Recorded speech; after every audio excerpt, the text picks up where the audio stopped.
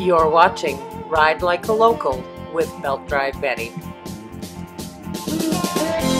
In this episode of Ride Like a Local, we pay our final visit to the Western motorcycle shows, Calgary, Edmonton, and Vancouver.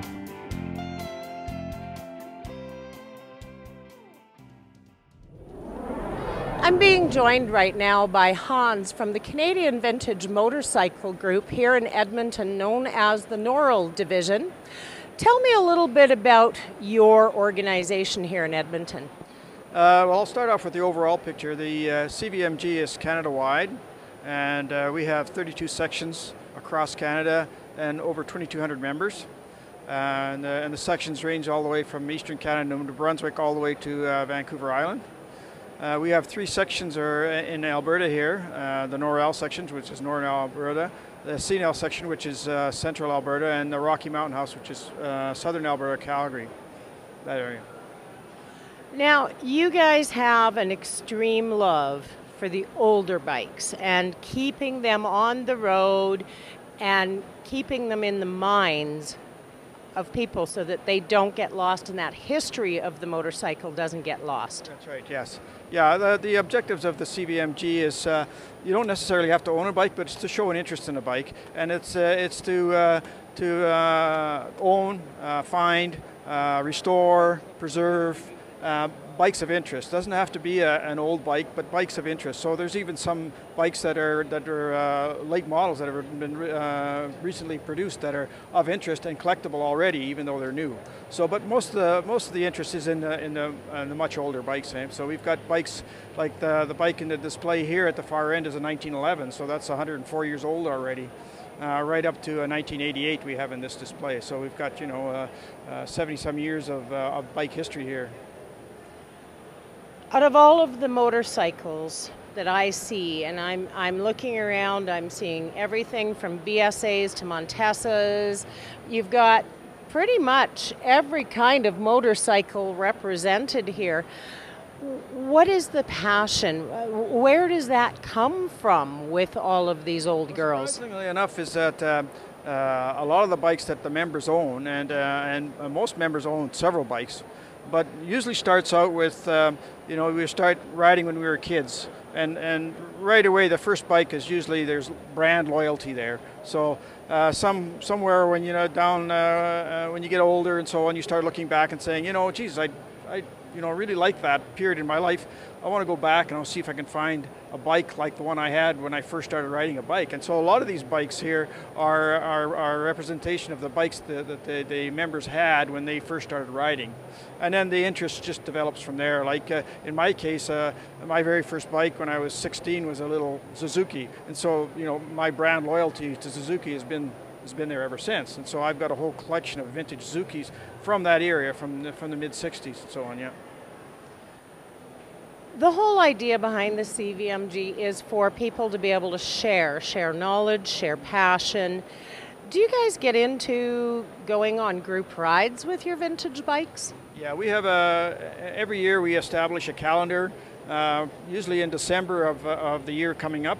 And we probably have in the neighborhood of 20 to 30 riding events, some major ones. We just finished one this last year that happens every couple of years. It's called Geezers and Weezers.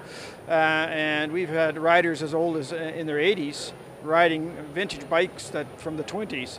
And usually it's a week-long trip, and we pick a theme. Like this last theme had to do with the Louis Riel Rebellion and so on back in 1886, and we toured the part of Alberta and so on that has part of that history, Frog Lake and so on, and it was a week tour.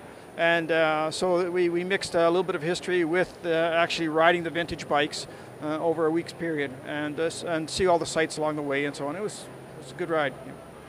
You guys also have a rather large event that you hold in Ponoka every year.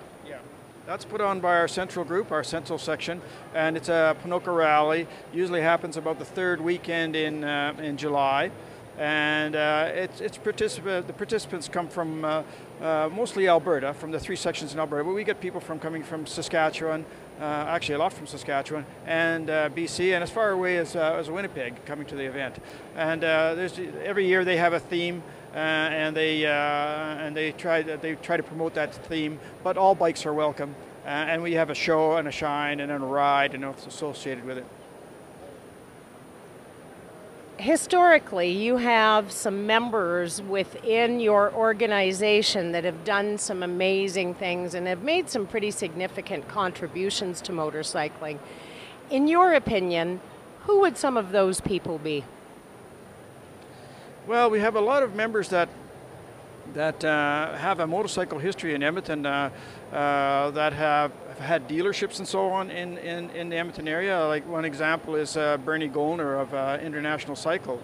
You know, he immigrated from Germany back in the early 60s, and he's always been a motorcycle fan, and it wasn't long after he came to Canada that he has opened up his first dealership, and he became a Kawasaki dealership and also a dealership for other brands.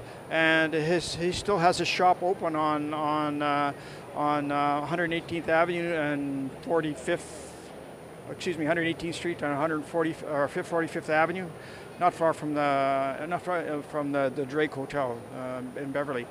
And he still has he's not a dealer of any particular brand anymore, but he does have used motorcycles there, and he has all kinds of parts for old motorcycles. People still come to him from all over to buy parts, especially for Kawasaki. And he actually is our club historian also. He has a whole library in the back of all our publications and photographs of all our events, and he's there most days. People can just stop in and talk to him, and he can help you out too if you're looking for parts. So that's one of the historical figures in our club, yeah. Now, there's been a few groundbreakers in this club as well, and when I talk about groundbreaking, I mean people whose passion has just superseded and really launched this club into the limelight at different points and times through its history. You guys have been around this Edmonton area for an awfully long time. What is one person in your club that you think has contributed the most to elevating the CVMG? I would say that would have to be John Oland.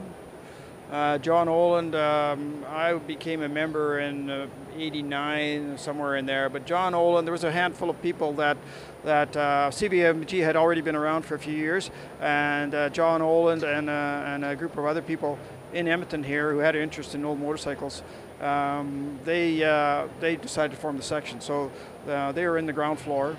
John is still an active member. He also has a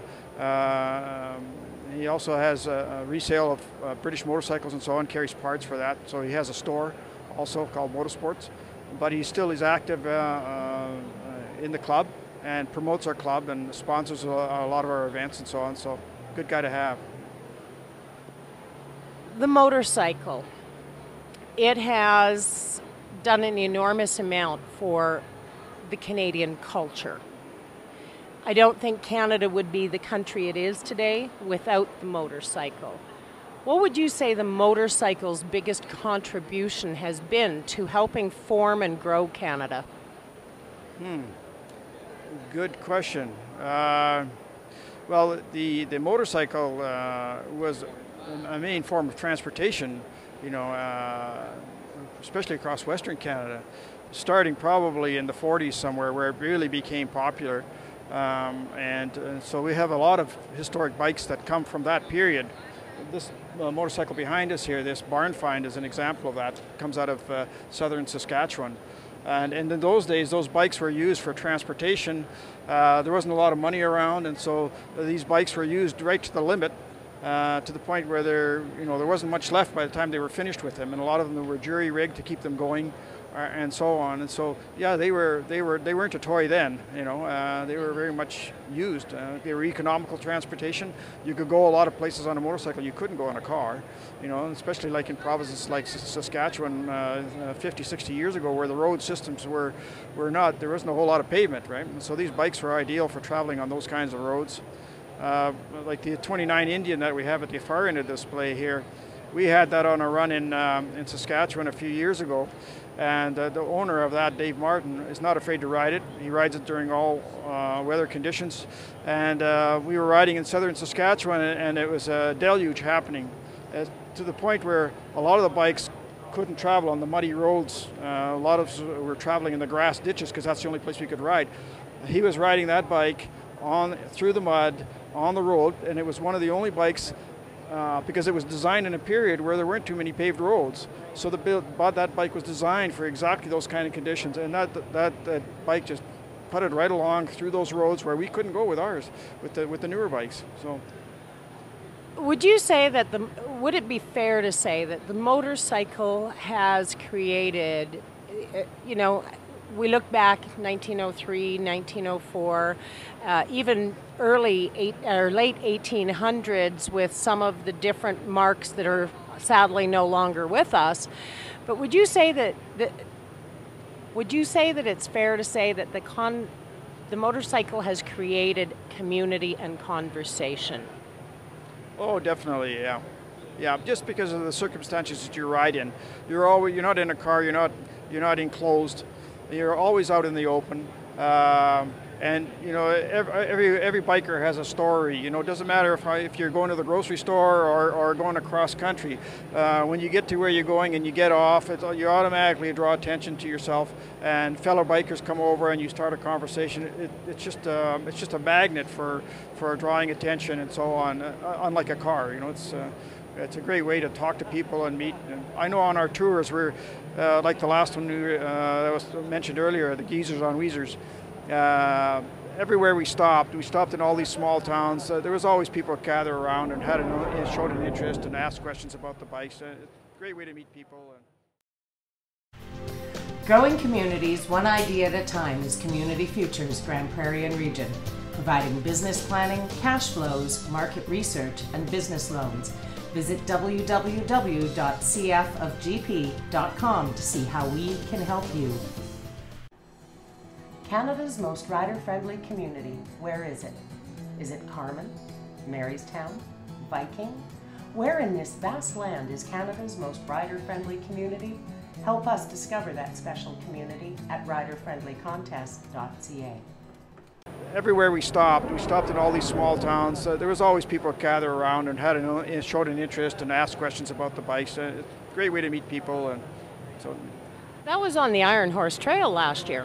Yeah. We got permission to ride because motorcycles aren't allowed on the trail. Only quads and horses and so on, and skidoos during the wintertime.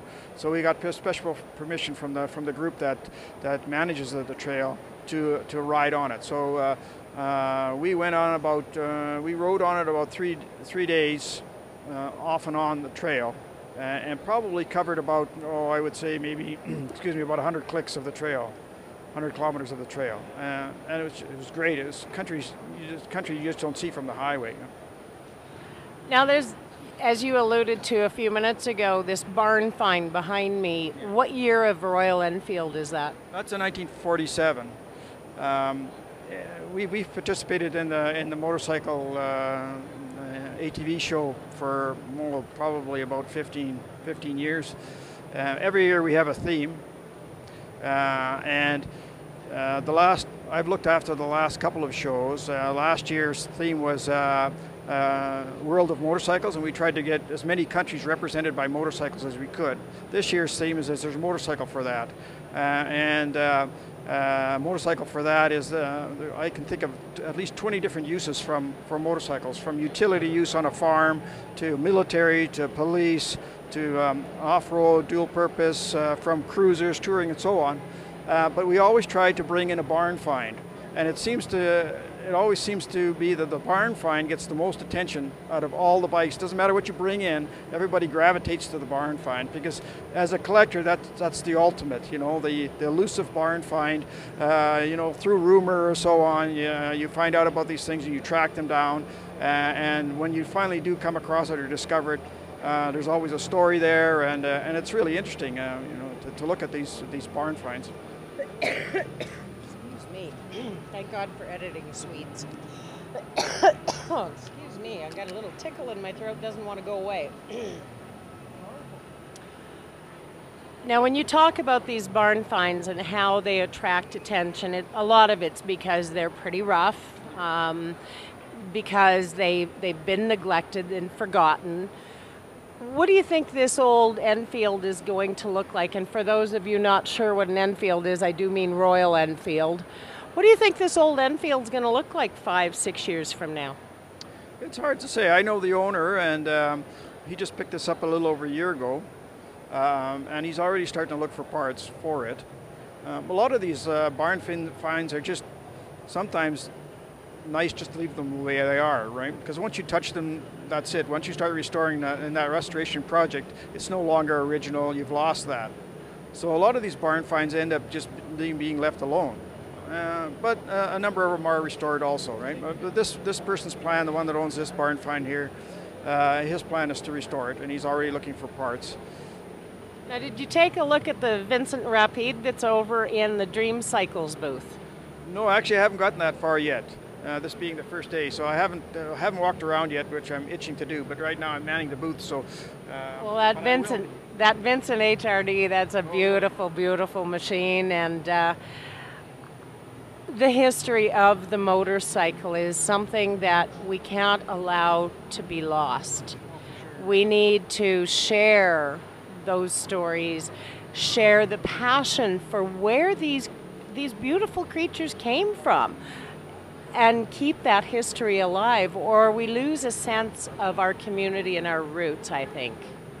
Well, for sure. And if you look at if you go on the internet and punch any of these motorcycle brand names, even the ones that are gone, and start looking at the history of some of these manufacturers, it's just incredible. It'll blow your mind as to what goes on. Like the Moto Guzzi, for example, was two World War I Italian pilots and their mechanic that decided that after the war that they were going to go into business and build motorcycles, because they had a fascination with airplanes and they thought the next step would be the motorcycles. And that's what they did after the war. Unfortunately, one of the pilots was killed right at the very end of the war, but the mechanic and the other pilot continued on, and they developed Moto Guzzi. And then if you read through the history of Moto Guzzi, there was all kinds of ups and downs and things that happened. And just about every manufacturer has a story like that. It's just incredible because, motorcycles have always been, most motorcycle manufacturers have always operated just barely on the edge, just barely making. And it was just a passion of the people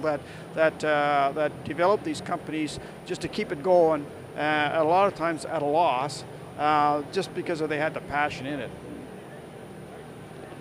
Can you tell me the names of 2 Canadians that have contributed the most to the motorcycle community? And I don't care whether it's racing, I don't care whether it's because of their ingeniousness and the parts that they've developed, or the communities that they've helped to build. Well, locally I'd have to say the Turple brothers out of Red Deer. Glenn, who's still going strong in his 80s, big contributor. Rudy Zaskos, going to Psycho. There's another one, passionate about what he does and still rides to this day. Has a wonderful motorcycle collection. I'm trying to think of the brothers out of Saskatchewan. The name escapes me right now, but there's brothers out of Saskatchewan that had that really carried the British motorcycle market in the 40s and 50s and 60s and so on, including parts distribution. And they really contributed, and I wish I could remember their name, but I don't remember it at the moment. That's called old timers. We're amongst the vintage bikes and the antique bikes, so we're allowed here. Platinum blonde moments, I like to call them. Which motorcycle, in your opinion, has done the most to change the face of motorcycling in the last 20 years? Well, that would have to be Honda, I would say. Especially from people from my generation who got into motorcycling in the 60s. You know, when Honda came along and they went into the American market, and especially with motorcycles like the Honda Cub and so on, you know, they brought affordable motorcycling, dependable motorcycling to the Americas, and it just took off from there. Yeah, so they made motorcycles available to the you know, the high school kid and so on that for very little money, very reliable, and all of a sudden gave all these people freedom that they didn't have before. So is it safe to say that the motorcycle's major contributions to Canadian society would be freedom of movement, the opportunity to create community, and conversation? Yeah, I would say so. And I think for all of us, it would be basically that it was freedom. You know, it was a way to get around. It was for myself, when I first got my first bike when I was 16, I rode that all year round. You know, wore out all kinds of shoes trying to keep the bike up on the snow and the ice, but we rode them all year round. I mean, it was our transportation, it was our freedom. You know, we were no longer stuck at home. We could go anywhere we wanted for very little money. You know, it was great. Yeah. If someone was interested in finding out more about the Canadian Vintage Motorcycle Group and your sections, how could they find you? Well, we have a website. We have a website. CVMG has a website, and so does Noral, our local section, have a website. So they just go on the internet and punch in the CVMG and so on, and there'll be all kinds of information that comes up. Thank you so much for taking some time with me, Hans, and sharing with me your passion and love for these gorgeous old ladies that have truly changed many, many lives. Oh, thank you. Thank you. The Sports Camera Store in West Edmonton Mall is your one-stop shop for drift and GoPro action cameras. We carry Canada's largest selection of action cam accessories, along with video sunglasses, hidden and surveillance cameras, and more. Visit www.sportscamerastore.com or stop into our West Edmonton Mall location, lower level by the bay. Canada's most rider-friendly community, where is it? Is it Carman, Marystown, Viking? Where in this vast land is Canada's most rider-friendly community? Help us discover that special community at riderfriendlycontest.ca. I'm being sandwiched right now by two really hot-looking young men who really know how to ride motorcycles. Meet Nick. How you doing? I'm awesome. How are you? Doing good. Good. And meet Todd. Hello. These guys are part of a team called Militia, and they're here at the Calgary Motorcycle Show for the evolution of extreme. Now, these guys know how to ride a motorcycle. Tell me a little bit about your experience and how long you've been riding. I've been riding motorcycles since I was 4 years old. Did the racing until I was about 12, 13, and then just started free riding, jumped my dirt bike, and had a buddy ask me if I wanted to ride a show one day, and rode a show, started making a little money at it, and then became what I did for a job. So this is all you do full-time? Yeah, full-time, riding, traveling around, riding motorcycles, doing shows, demos, contests here and there. God, that sucks, eh? Right? It's always a dream, and the dream came true. To get to ride my motorcycle for a living, which is awesome, so can't complain. What is your favorite stunt? Favorite stunt?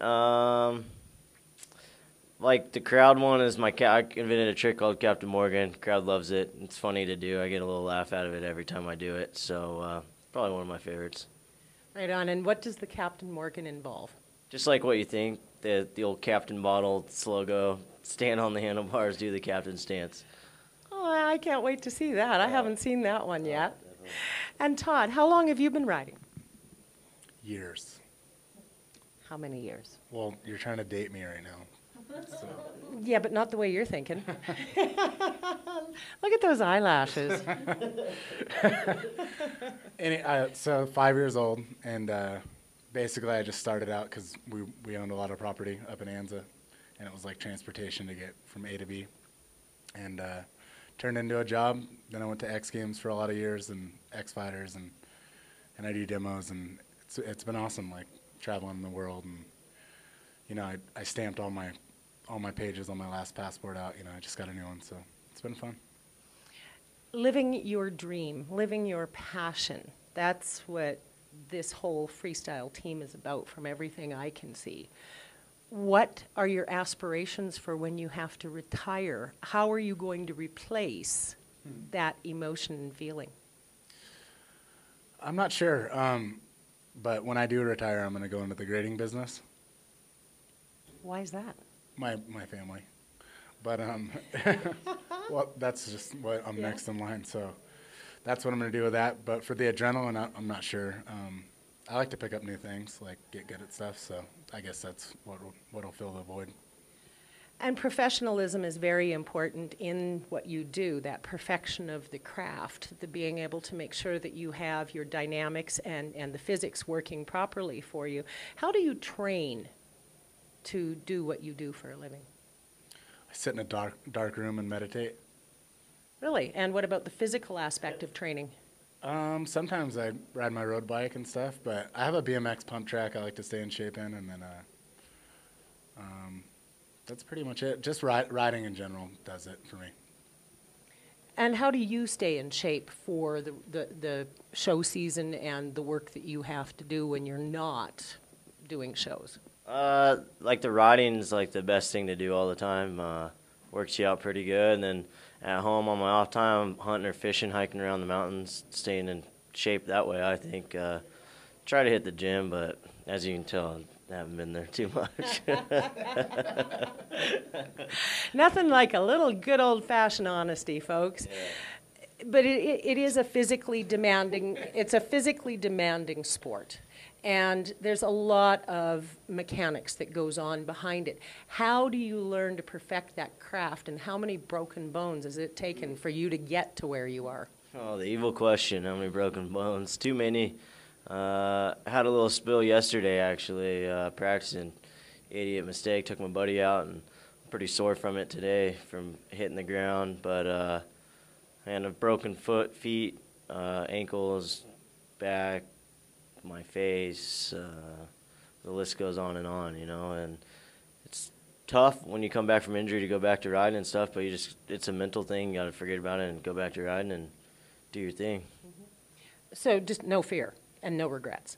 You got to have a little fear. You're gonna get hurt all the time, you know. You got to know what you can and can't do, so you got to listen to the fear a little bit, but the fear is why we do it, because you scare yourself a little bit when you go and do stuff, so.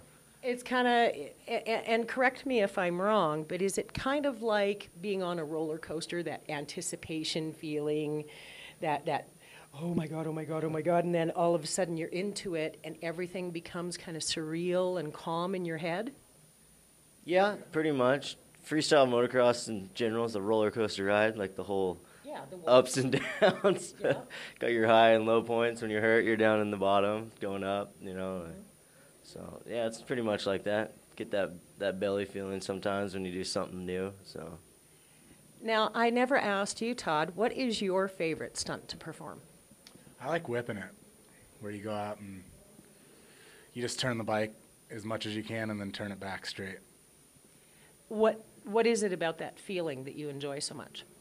Oh, it's just good when you get a good one, you know, like real far out, or, you know, you turn the bike around backwards and then back. That's a trick you can do all the time, and it never really gets old. I think that's why it's my favorite. Neat. Now, what city that you've performed in has been your favorite? City-wise, Canada. Calgary. That's a country. Canada's a country now. Let's. I'm sorry, but let's.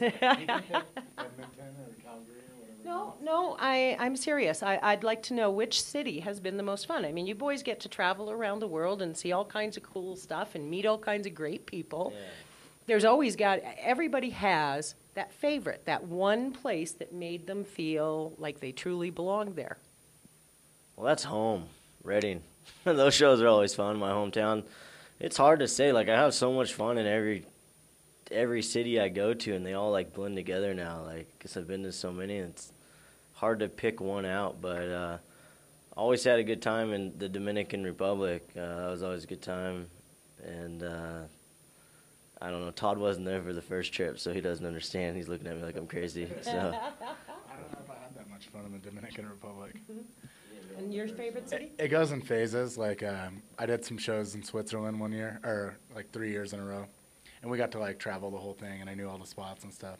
That was fun, but that was like 2007, you know. And then Australia's been a lot of fun. Yeah. I got to do the whole tour around every capital city and stuff. So that was a lot of fun. And I don't know, they just have either like the food or, you know, the view, or, you know, they're all different. I like them all for different reasons, so it's hard to place one. I could only imagine how much fun it would be to live your passion, to be able to do what you enjoy doing every day of the week pretty much, and to experience it around different cultures, different people. Tell me what it's like being on the road. Like, what would an average week on the road be like for you? It's kind of funny, like it's not as everyone thinks it is. Like a lot of it's, we fly in, we go to the venue, see the venue, practice, back to the hotel, back to ride, and maybe get to go to a bar or something and back on an airplane and out, you know? Like we don't get to see the whole scene sometimes. Sometimes, lately I've been more about like trying to get there a little early and checking everything out around town and seeing stuff. So I get to see where I'm actually at. And one piece of advice that you would like to pass on to some young one, you know, think of somebody 4 or 5 years old, like when you started. What piece of advice would you give them if they truly wanted to become a freestyle stunt person? Or anything in general, like if you want it bad enough, go get it, you know, like don't let anyone shut you down saying that ain't gonna happen, you know, like just go out there, and if you get people doing that, prove them wrong, go get it, you know. If you want it bad enough, get it. Absolutely. And what about you? Do you have a piece of advice to pass on to some young person? The first piece is get health insurance. And then after that, like Nick said, just go out and try your hardest and give it your all. That's it, folks. Our final visit to the Calgary, Edmonton, and Vancouver motorcycle shows. I hope you enjoyed your time with us.